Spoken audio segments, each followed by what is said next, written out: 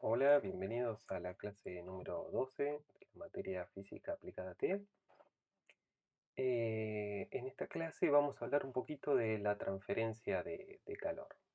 En la clase pasada comenzamos con la unidad de termodinámica del programa de la materia y definimos los conceptos de temperatura, vimos las distintas escalas de temperatura, cómo convertir de una escala a la otra. Vimos cómo funcionan los dispositivos que sensan la temperatura. Vimos cómo afectaba las propiedades de los sólidos una variación de la temperatura. Cuantificamos el cambio en la longitud y el cambio en el volumen. Y definimos el concepto de calor y vimos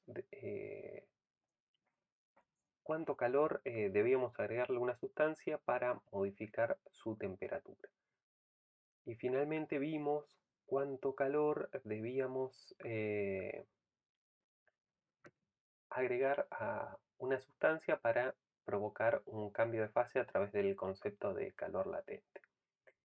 En esta clase vamos a hablar un poco de cómo se transfiere el calor. El calor se transfiere de un cuerpo a otro de tres formas diferentes, principalmente por convección, conducción y radiación. Vamos a ver en qué consiste cada una de estas formas en las cuales se transfiere el calor. En primer lugar, vamos a definir la convección como la transferencia de energía mediante el movimiento de una sustancia caliente. En la convección, el calor es llevado desde un lugar a otro por el movimiento de una masa de fluido. Aquí podemos ver una olla con agua sobre una hornalla y vemos el efecto de las corrientes de convección. Básicamente el calor se está llevando desde un punto a otro debido a al movimiento de una masa de fluido. El agua caliente de la parte inferior asciende y va generando esas corrientes, denominadas corrientes de convección, las cuales me van a distribuir el calor por toda la sustancia. Aquí podemos ver otro ejemplo en el cual podemos tener en nuestras casas donde se maximizan la producción de corrientes convectivas. Los dispositivos de calentamiento, como pueden ver a la izquierda, se colocan en la parte inferior, mientras que los de enfriamiento se colocan en la parte superior, como pueden ver a la derecha. Es decir, en la figura de la izquierda podemos apreciar que los calefactores, ¿sí?, o los radiadores, digamos, se colocan en la parte inferior de la casa, es decir, más cerca del suelo.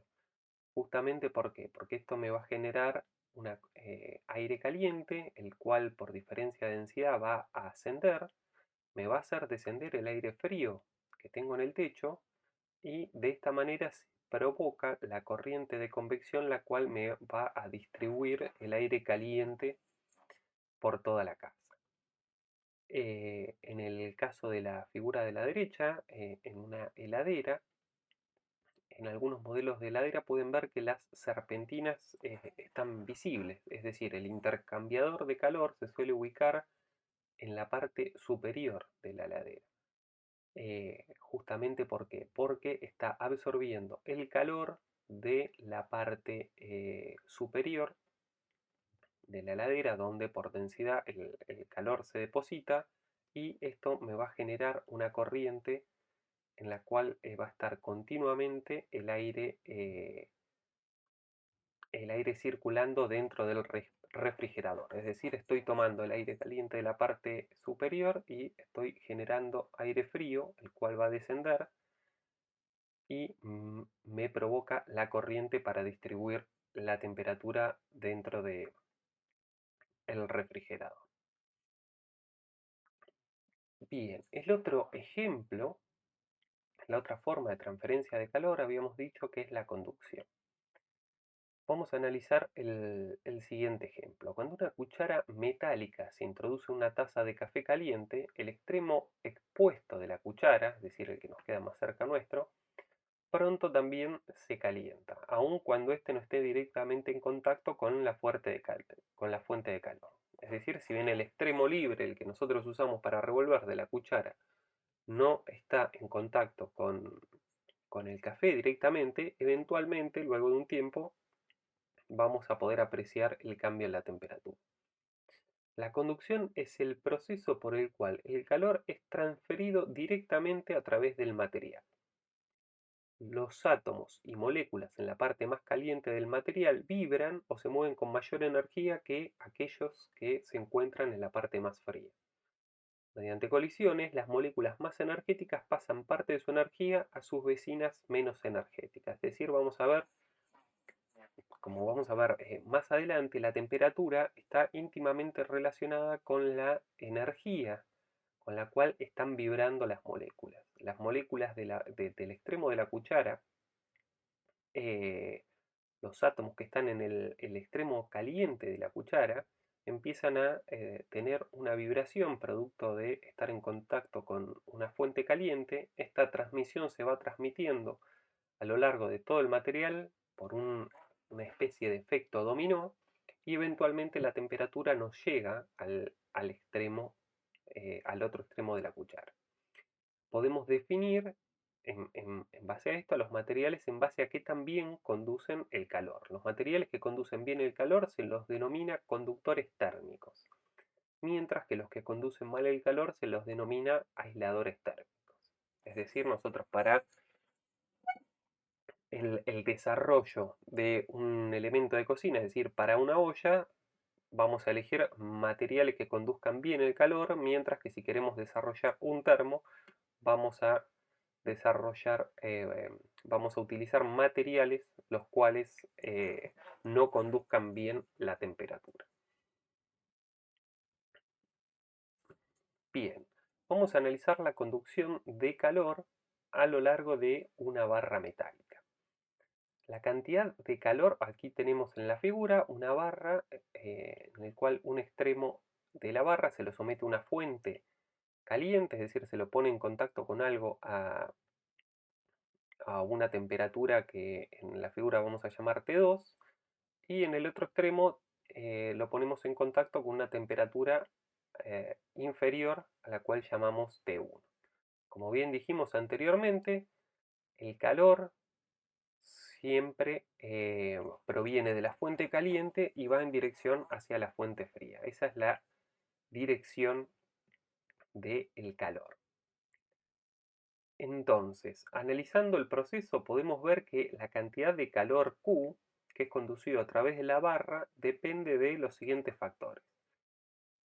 En primer lugar, de la duración de la conducción, es decir, el tiempo al cual está expuesto a la fuente de alta temperatura. Cuanto mayor tiempo, mayor calor se va a conducir a través de la barra. Volviendo al ejemplo anterior de la cuchara y el café, si nosotros simplemente sumergimos la cuchara unos segundos, no vamos a apreciar un cambio de temperatura.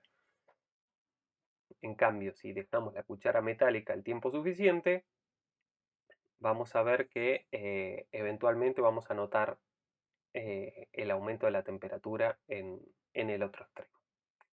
Bien, además de la duración del tiempo, depende de la diferencia de temperatura entre los extremos de la barra. Es decir, va a depender del delta T.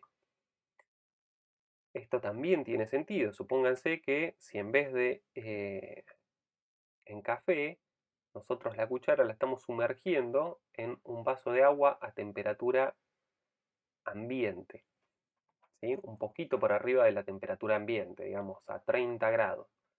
Nosotros no vamos a apreciar tan rápido el, el cambio de temperatura. Entonces depende justamente de la diferencia de temperatura que haya entre los extremos. Va a depender también del área de la sección transversal de la barra, ¿sí? Cuanto más ancha sea la cuchara, en ese caso más va a tardar en calentarse.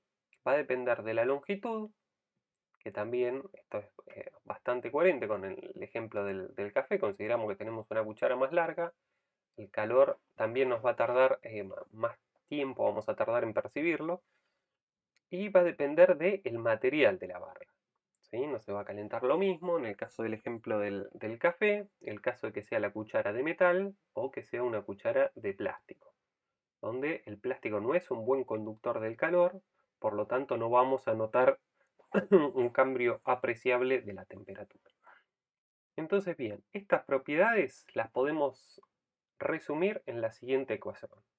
El calor Q conducido durante un tiempo t a través de una barra de longitud L y de sección transversal de área A viene dado por la siguiente expresión,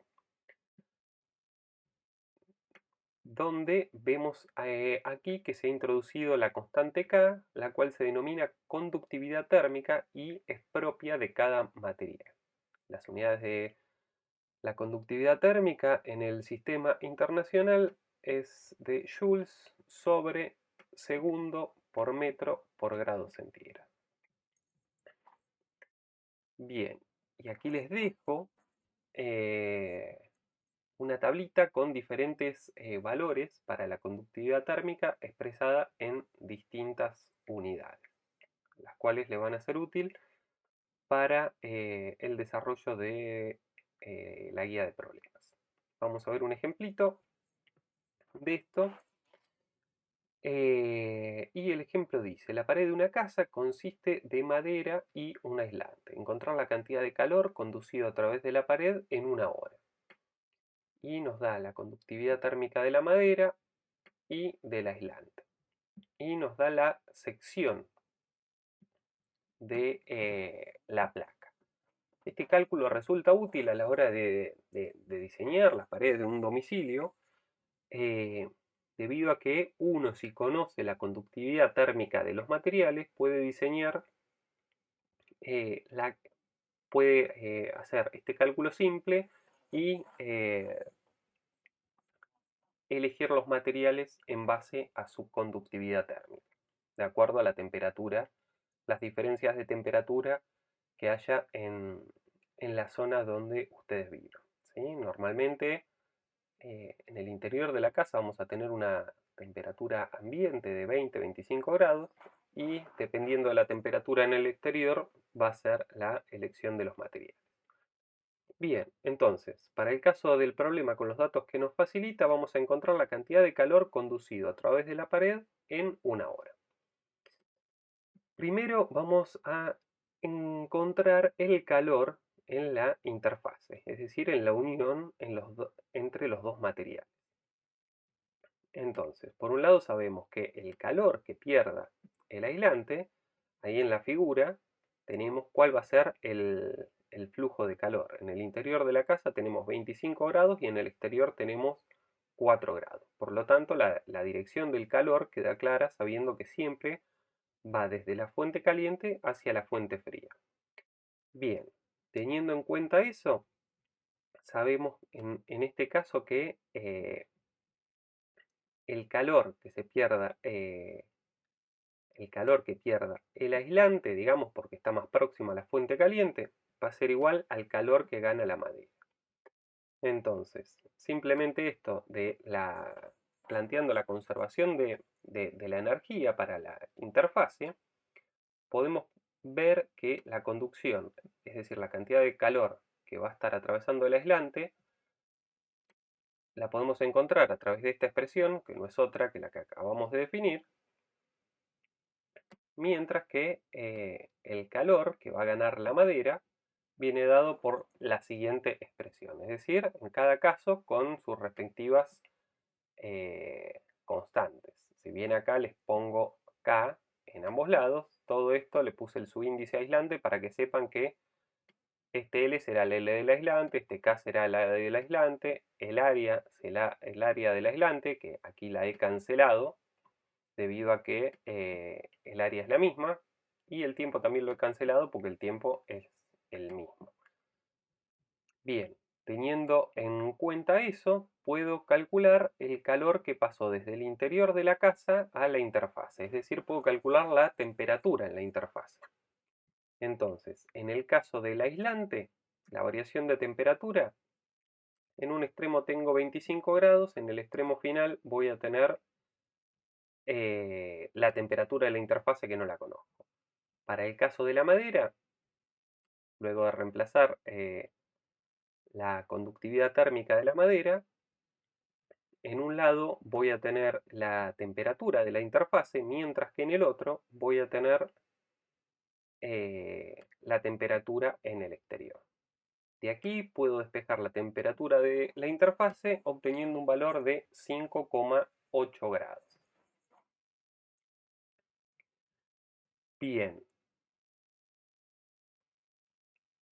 en la resolución de estos ejercicios, si uno ya directamente plantea eh, el signo menos en la ecuación de conservación de la energía, siempre estas variaciones las puede expresar directamente como la diferencia entre el mayor menos el menor, siendo siempre consistentes con este signo. ¿Sí? Uno puede decir, bueno, ya esto me está dando el signo que va a tener el calor. Y en base a eso me manejo siempre con cantidades positivas de el delta T. Ahora bien, ya tengo la temperatura en la interfase, digamos, y fíjense, en el interior tengo 25 grados y en la interfase ya descendió la temperatura a 5,8 grados. Ahora que conozco la temperatura en la interfase, vamos a hallar la cantidad de calor que pasa a través del aislante a lo largo de una hora. Entonces, el Q que va a pasar a través del aislante, tengo la conductividad térmica del aislante multiplicada por el área del aislante por la diferencia de temperatura. Fíjense que otra vez aquí la vuelvo a poner positivo, porque ya el signo me lo dio la ecuación de, de conservación de la energía. Y multiplicada por el tiempo. El tiempo lo expreso en segundos debido a que el primer término, las unidades, me la dan en joules sobre segundo por metro por grado centígrado. Para ser consistente con las unidades, el tiempo lo tengo que expresar en segundos. De esta manera, el calor conducido a través de la pared, es decir, la pared, la cual está constituida por el aislante más la madera, durante una hora, es de 9,5 por 10 a la 5 joules sobre segundo por metro por grado centígrado. Bien, hasta ahí con la conducción. Finalmente, la otra forma en la cual se puede transferir calor es a través de un proceso denominado radiación. En la radiación, la energía es transferida mediante ondas electromagnéticas. En la figura resume los distintos procesos de transferencia de calor. Podemos ver, tenemos una fuente de calor como es el fuego y a través de un movimiento de una masa de fluido, ¿sí? El calor se me está transmitiendo por convección a las manos, ¿sí? A las manos que están situadas arriba del fuego. Por otro lado, si pongo un atizador, es decir, un fierro, en contacto con el fuego, el extremo del metal se me va a empezar a calentar, es decir, va a empezar a experimentar, los átomos de ese extremo van a empezar a experimentar vibraciones, las cuales se van a transferir por un efecto dominó, esas vibraciones a lo largo del material, y a través de esas vibraciones se me está transmitiendo la temperatura por conducción.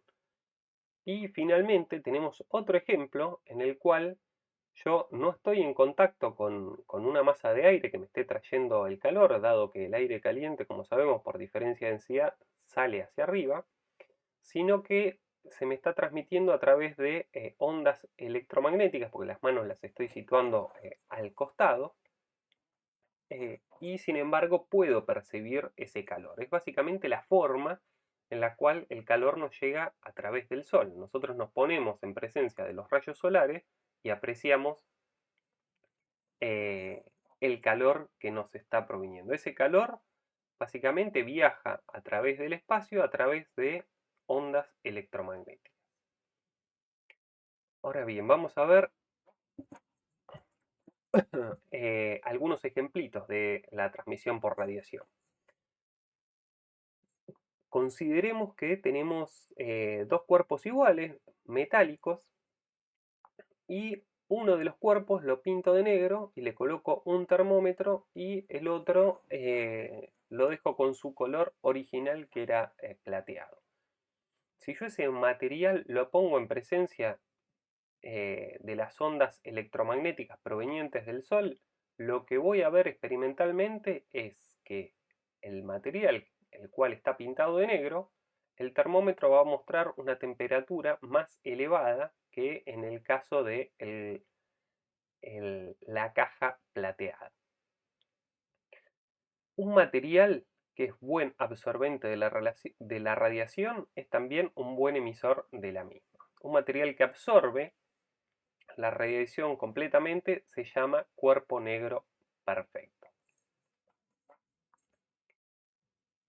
Bien, vamos a ver un ejemplito. Esto de la vida diaria uno lo conoce, que en los días de calor tiende a no usar ropa de color oscuro, debido a que absorbe todas las ondas electromagnéticas. Lo que está pasando en el cuerpo plateado es que parte de esas ondas electromagnéticas se reflejan y no son absorbidas por el cuerpo, por lo tanto, la temperatura en el interior de la caja plateada tiende a ser menor.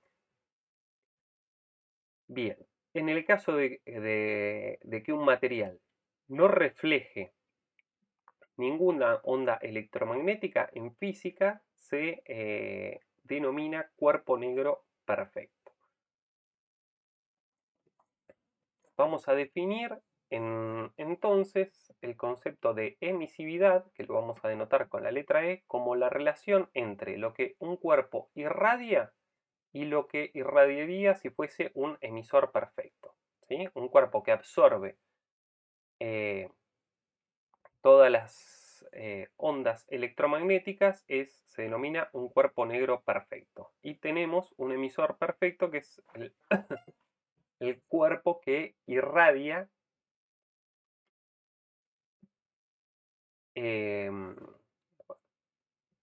perdón, definimos la emisividad como la relación entre lo que un cuerpo irradia y lo que irradiaría si fuese un emisor perfecto. Este coeficiente es adimensional y toma valores entre 0 y 1. Es decir, un cuerpo que transforma toda la energía en radiación electromagnética se lo conoce como emisor perfecto.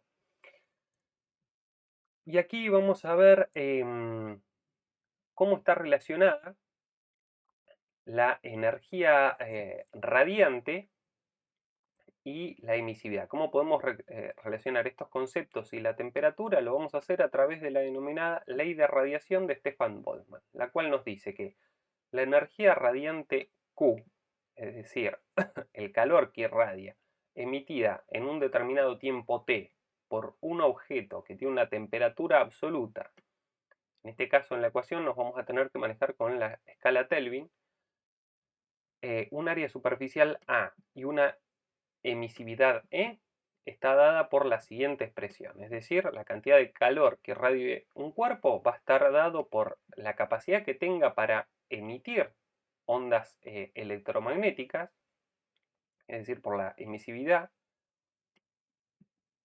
multiplicado por una constante, que es la denominada constante de Stefan Boltzmann, ¿sí? La cual aquí les dejo el valor, va a depender de la temperatura a la cuarta y va a depender del área que tenga el cuerpo radiante y de la cantidad de tiempo. ¿Para qué nos puede servir esta ecuación de aquí, esta ley de radiación de Stefan Boltzmann, esta relación entre el calor emitido, la temperatura, el área y el tiempo? Vamos a intentar clarificarlo en el siguiente ejemplo. Estos son datos reales y el ejemplo dice: la estrella Betelgeuse, que aquí se las detallo en la figura como para que ustedes se orienten, están cerca de las Tres Marías, que son tres estrellas que uno normalmente ubica fácil en el cielo. Entonces dice, la estrella Betelgeuse tiene una temperatura superficial de alrededor de 29.000 grados Kelvin y emite una potencia de 4 por 10 a la 30 watts. Asumiendo que Betelgeuse es un emisor perfecto y que posee una forma esférica, determinar su radio. Entonces, bien, si asumimos que tiene una forma esférica, el área de la esfera viene dada por 4pi por radio al cuadrado. Y ahora bien, ¿qué datos necesitamos si yo quiero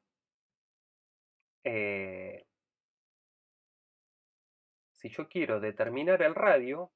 Fíjense que esta ecuación me resulta útil porque yo, contando con los datos de potencia que yo los puedo censar relativamente fácilmente, hay un instrumento que a mí me permite obtener este valor, es decir, la cantidad de energía que está emanando esa estrella por unidad de tiempo. Puedo determinar la temperatura de la estrella, ¿sí? Analizando las ondas infrarrojas, como veíamos en la clase anterior en ejemplos de termómetro, analizando el espectro infrarrojo que está emitiendo la estrella, yo puedo conocer la temperatura. Entonces son dos datos que puedo obtener relativamente fácil desde la Tierra. Considero que es un emisor perfecto, es decir, que toda la energía la está convirtiendo en radiación electromagnética, que esto para una estrella es una muy buena aproximación. Y recordando el valor de la constante de Boltzmann, puedo despejar de esta ecuación un valor para el radio de dicha estrella, en el cual, reemplazando los valores, obtengo un valor del radio de 3 por 10 a la 11 metros. Entonces, fíjense de qué nos puede ser de utilidad dicha ecuación. Es decir, midiendo magnitudes que se consiguen hoy en día relativamente fácil desde la Tierra, puedo obtener el valor del radio de una estrella. Así que bueno, esto fue todo por la clase 12. Los espero en el próximo videito de la clase 13. Hasta luego.